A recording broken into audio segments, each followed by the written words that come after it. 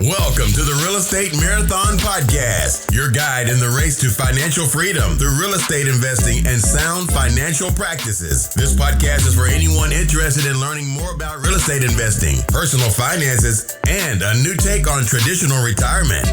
Now, here are your hosts, Larry Fierro and Mike Moe. What's going on, everybody? Welcome to the Real Estate Marathon Podcast, your Monday morning motivation edition, where we follow up on our call to action from the previous episode when we hit you with a quick motivation to start your Monday morning off right, and then we tee up the next episode that we got coming, set to release here in a few days. So, Mr. Fierro, what's going on, man? Not a lot today. Not a lot. I had a good day at work, and now I'm looking forward to recording a pretty good episode for the Monday morning motivation. How about yourself? Heck yeah, man. Good, doing good. What I love the quote that you got pulled out for this one today.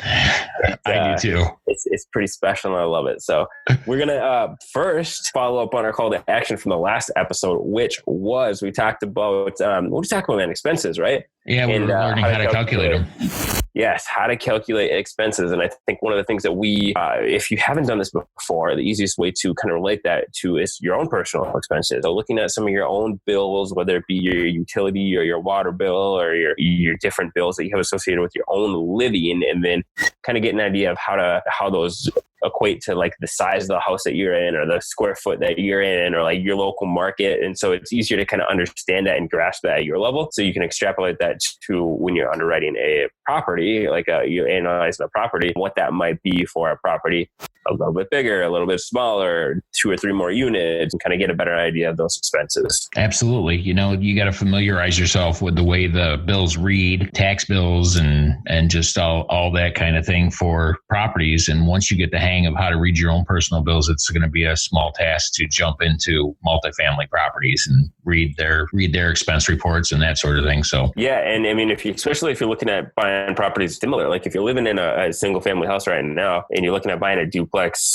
triplex, or quad, you can take a pretty rough idea from a square foot standpoint of where you're in to where you're looking to buy, especially if it's in the same area, and make a decent assumption of what those might be. Now, if you're not investing in your market, well, that could be completely off. So you want to not use that exact apple to apples comparison. But if you're investing in your backyard, then it can definitely be a nice way to get a thumbprint or a handle on what that might be. Yeah, you definitely have to make it personal. And you have to look at your market, look at where you are, and look where you're investing, and go from that point of view. Just familiarize yourself with how to read the bills. I think that was a big one, especially when I first moved out of my parents' house. I didn't know how to read a cell phone bill. I didn't know how to read an electric bill. They had cell phones back then? Yeah, they were these big Motorola bags, and the battery. That was a long time ago, but all right, maybe it was 10, 15 years outside of my parents' house before the cell phone came around. Nice. But yeah, I mean, you speak the truth, man. You got to understand how to read a lot of these statements that come out, especially if you're looking at purchasing property and kind of minimizing your expenses, right? It's important to know what goes into them for sure. A little excited to jump into this motivational one because this one really kind of struck a chord with me when I first read it. Hit me with it. All right. It's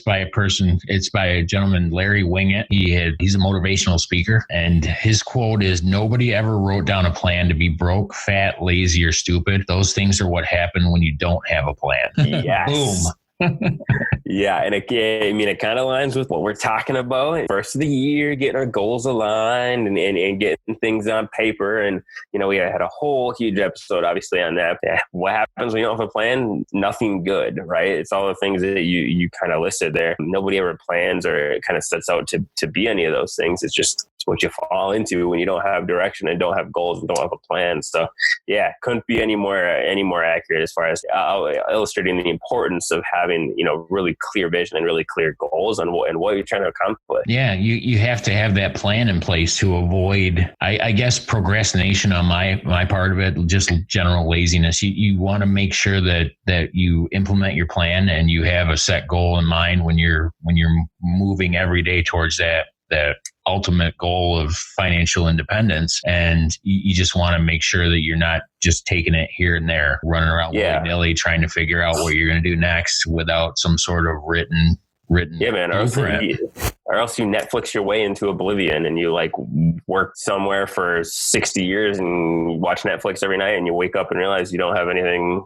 planned or ready and retirement and, you know, anything really, like you don't have anything set. So I think there's two things that, you know, either people like our listeners and us, we have goals and we plan on a regular basis, or people get hit with like that like slap in the face where they realize they haven't done anything and it's kind of late in the game, right? So don't be that person. Start early, get that plan in and get those goals set, and you'll be in a better spot. Speaking from experience, I'm 49 and both of my kids are grown and out of the house, and you'd be surprised at how fast 50 years goes by. Yeah. If you don't have a set plan to take advantage of as many of those years as you can, you wake up one day and you're like, I'm 50 and I've got no retirement and I'm still working the same job and I'm unhappy and without that plan. So make sure you get that plan around and start following it this week if you don't have it, and try and just get it done. Because when you have a plan, Larry, you wake up and you're 49, 48. I'll be 49 in 10 days. And you're financially free. And I'm financially free. I'm actually flying to South Carolina for my birthday. As January in the Northeast, the only thing I've ever wanted for my birthday is a picnic, and I'm actually going to make that happen this year because of financial independence. Yes, nice. That's the simple things you take for granted. Importance of a plan, man. Absolutely. So cool. Well, what do we got coming up? We got a good episode coming up, don't we? A little interview with Mr. Aaron Nelson. Yes. An agent and investor friend of ours who we met, as we'll kind of detail in the episode coming up in a accountability or mastermind group, where we're going to pick his brain on really how to engage agents, how to have a really good relationship with agents, because he is a real estate agent himself who tailors to investors, and also a real estate investor who's got a nice portfolio of properties in his local market, as well as a 30-unit property out in the KC market. A lot of knowledge from both sides of the spectrum. So excited to get into that this Thursday. Yeah, and one of the things I like about Aaron is he's knowledgeable about experienced investors as well as newbies. So he did have some advice for the newbie investors too. So you definitely, whatever your skill level is, you definitely don't want to miss that interview, because he drops a lot of knowledge for all skill levels. So for sure. Yep. So really, really good spot to start for people who are engaging with the real estate investors or real estate agents. And then we also talk just general how to have good working business relationships. I think a lot of the stuff that we talk about can be transposed into really any major business relationship that you got. So yeah, absolutely. So it's Monday morning. So you guys, you got the whole week ahead of you. Let's not miss any opportunities. Let's get it done. Heck yeah. Cool, man. Anything else? No, that's everything I've got. Just have a great week. All right, man. Thank you guys for tuning into another episode of the Real Estate Marathon Podcast. We'll see you next time. Take care. Thanks for listening to the Real Estate Marathon Podcast. If you found value in any of the content from this show, consider supporting us in the following ways. Subscribe to the Real Estate Marathon Podcast. Leave a rating and review. Continue the conversation with like-minded individuals on social media by heading over to the Real Estate Marathon Podcast Facebook group, or follow us on Instagram and Twitter at Real Estate Marathon Podcast.